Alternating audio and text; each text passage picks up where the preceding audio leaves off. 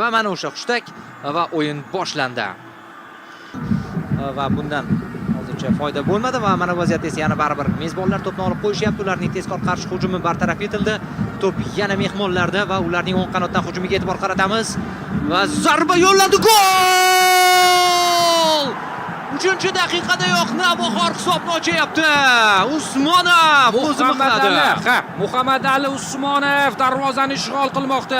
Ajoyib gol do'stlar va uchrashuvimizda tezkor gol va buni mehmonlar kiritishmoqda. Navbahor oldinga chiqdi.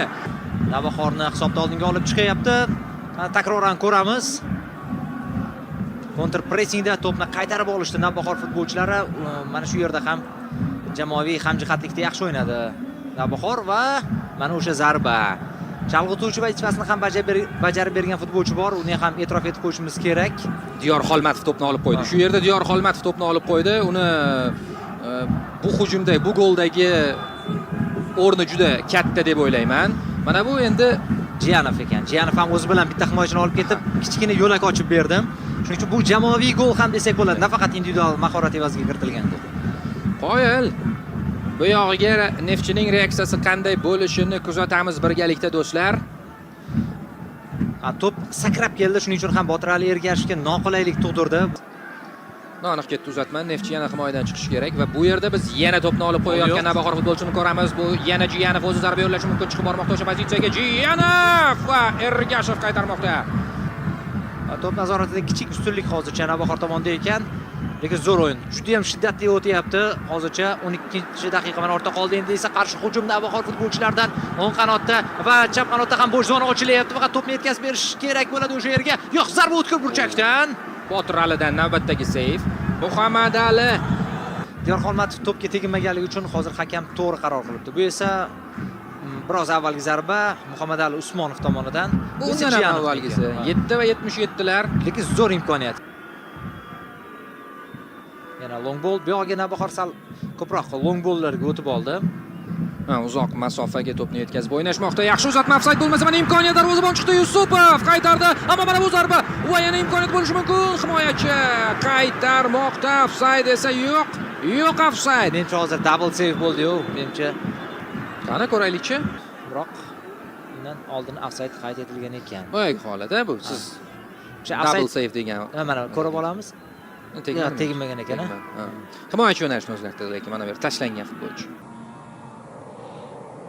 Va buni oqibatida Ferreira o'tib ketishi mumkin edi. Qaytarib olishyapti. To'p u jamoadan bu jamoaga juda tez o'tib ketyapti, chunki bosim ostida xatolar ham kuzatilyapti. Mana hudud ochildi.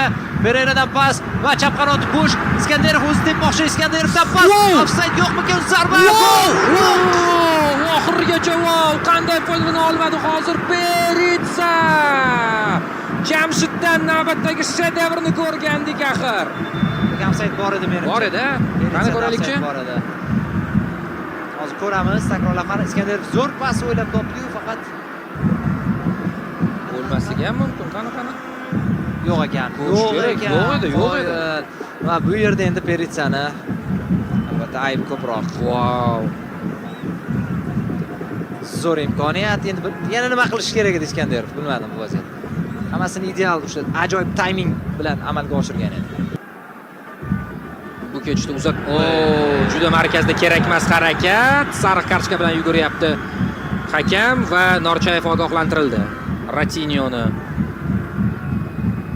o'zi jarohat olgan futbolchi o'rnida paydo bo'ldi bugun asosiy tarkibda ham birdan. Chunki ko'p holatlarda to'psiz qolib ketyapti. Baribir endi juda kech qoldi. Aytmoqchi bo'lganim, to'p har doim ham kelavermayapti. To'pni egallashni xohlayapti Norchayev. Shu xohish hozir balki o'ziga qarshi ishlagan bo'lishi mumkin. Bu yaqqol sariq kartochkali foul, hattoki VAR e'tiboriga ham tushib qolsa ajablanmayman, qizilga tortadigan darajada. Va. Mana hozir tinglayapti Ilgiz. Hozir muhokama ketyapti. Qizil kartochka tekshirilmoqda do'stlar. Ilgizdan davom etadi. Sariq demak. Bu olov rang kartochka edi. Oldin Neftchida qoldi to'p va endi o'ngga pas qiyin bo'ladi Jamshidning yetib kelishi. Lekin Jamshidning o'ziga to'g'rilab berishmoqda. Qanday chiroyli davom ettirsa bo'ladi imkoniyat uzatma ichkariga.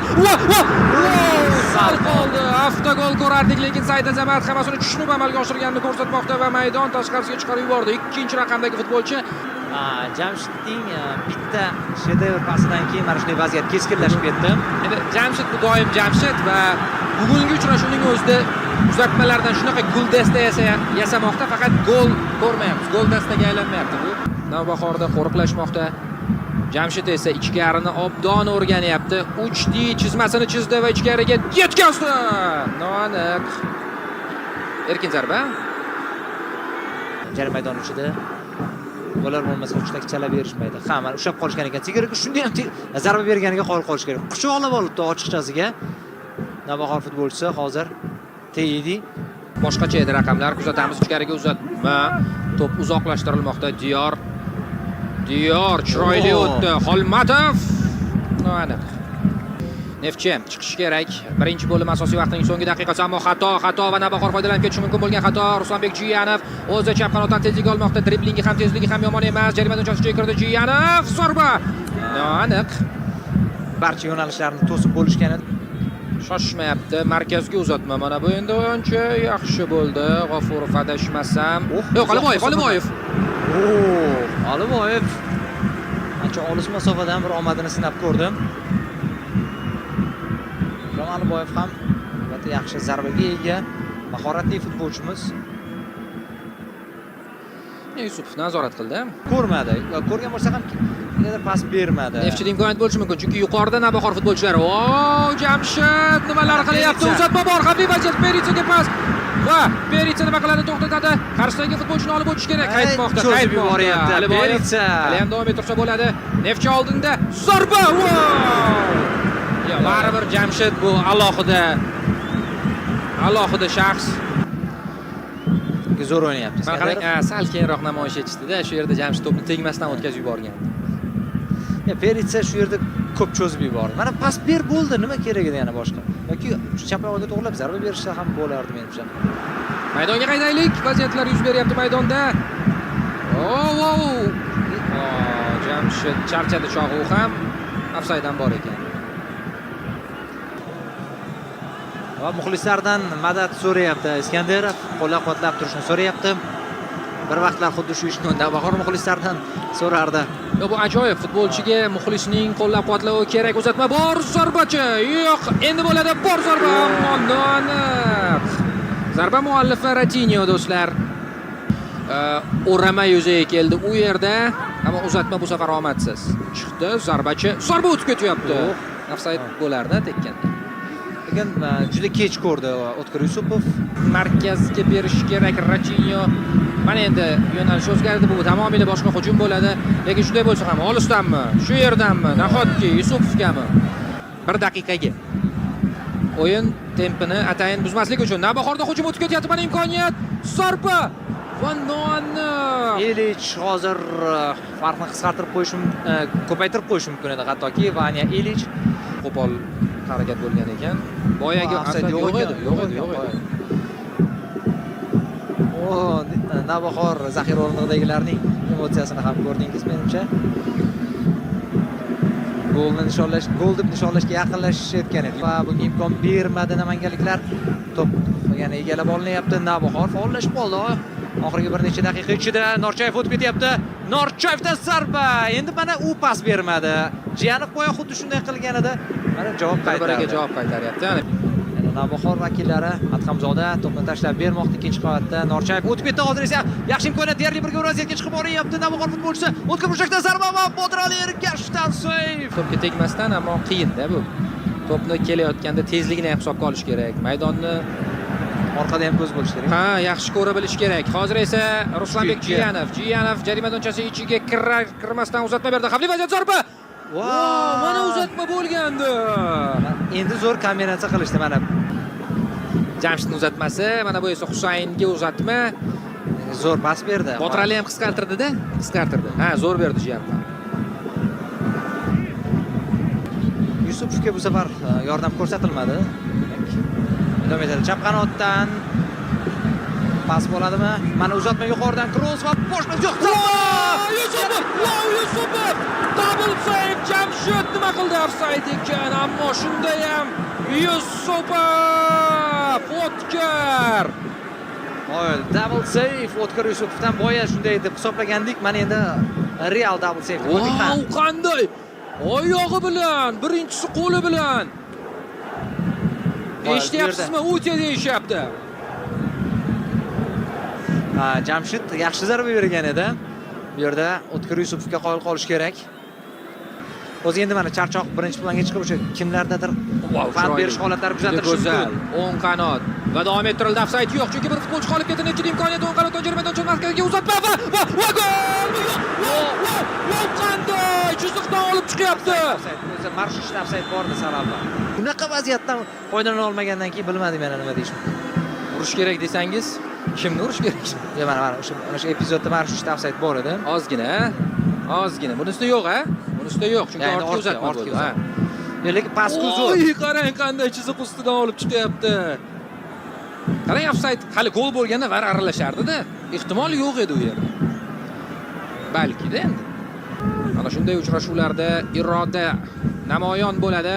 Neftchi yana oldinga o'tyapti, o'ng qanotda yaxshi variant bor. Sayfiyev, uning uzatmasi, o'tib ketyapti, to'p zarba. Super! Qanday seyf! Endi Marushic ham ura olmayapti. Hozir himoyachining xatosi qimmatga tushishi mumkin edi Navbahor jamoasiga, biroq O'tkir Yusupov qutqarib qolyapti. O'tkir hozir Jigarinayadan assist bo'lib qolardi Marushichga. Jamshid, uning uzatmasi. Zarba!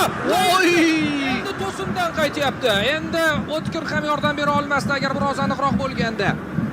Yana bitta yaqqol golli vaziyat. Neftchi juda yaqin kelyapti golga, lekin ozgina omad yetishmayapti va O'tkir xalal berib qolyapti. Ziger zarba muallifi, qarang bu safar qutqara olmasdi O'tkir Yusupov. Kech qolgan reaksiya ko'rsatishga. Uzoqlashtiryapti yana. Markazda lekin u ham zo'r o'ynayapti. Ayniqsa ikkinchi taymda mana hozir aynan u to'p bilan. Teydi. Pas kerak. Qanday pas! Zarba! Ko'ramizmi? Mana zarba! Qo'tirali! Qutqardi Uxa. Lekin boyagi pasga men to'g'ri qo'yil qoldim. Aha. Mana bu ham lekin Abdug'aniyev adashmasam o'sha Abdurahmonov kechirasiz. Shohruxbek Abdurahmonov. Ergashev ham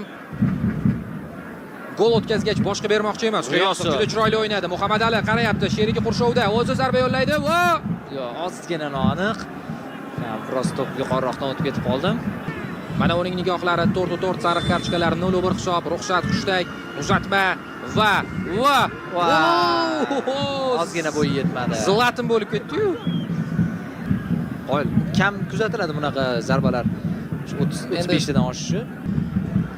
Hozir himoyachilar yo'qligini sezdirmadi u. Pas. Xurshid to'xtatdi. Nozik harakat bilan faqat endi yordam kerak unga, ochilish kerak jamoadoshlari. Oldinga boryapti Xurshid G'iyosov. Mana uzatma, xavfli vaziyat. Bu Sayfiyev, chapga keldi Sayfiyev, to'p otdi. Save do'stlar. Bu Dilshodjon Komilovmi? Xuddi shunday. Juda hozir muhim pallada u to'pni chiqarib yubormoqda. Sezarli farq bilan oldinga chiqib oldi bu borada. Yuqoridan mana uzatma, yo'q bu zarba edi menimcha. O'tdi. Gol! Anvar G'ofurov, Jamshid Iskandarov baribir uzatmani berdi. Jamshid baribir Da Vinci kabi, Mona Lisa chizdi, Beethoven kabi oy sanatasini yaratdi va Gaudi kabi Sagrada la Familia'ni yaratdi do'stlar. Baribir biz shunday epizodni ko'rdik. Va G'ofurov barobar. Mana derbi do'stlar. O'zbek futbolining shoh asarini ko'ryapmiz. Yusupov respekt, ammo u ham ulgurmadi. G'ofurov oxiri jamoa sardorining o'zi jamoasini qutqarib qolyapti mag'lubiyatdan oxirgi soniyalarda. Takroran ko'ramiz. Bo'sh. Qarang, qanday hududga to'pni uzatib bergandi Iskandarov. Bravo. Wow! Do'stlar, jahon chempionatida bir futbolchi, mayli otini aytmaymiz, ismini aytmasak ham bilasiz, hamma 2 metrlik futbolchilardan o'tkazib sherigining boshiga to'pni to'g'rilab bergandi-yu. Hozir shunaqa bo'ldi. Lekin hali o'yin tugamadi. Qizig'i o'yin tugamadi. 98-daqiqa. Yusupovga nasib etadi bu. Tashlab berdi Yusupov. Hujumini boshlayapti jamoasining. Nima bo'ldi? Bo'ldimi? Bo'ldi. Hali vaqt bor edi, men yana bir daqiqa. Bir-birda tugatdi hakam. Bir-birda tugatdi Tantachev, albatta o'zi yaxshiroq biladi. Va biz super o'yin ko'rdik. Anvarjon G'ofurov, O'tkir Yusupov, barchaga, mana shu uchrashuv ishtirokchilari, Iskandarovga hammaga rahmat.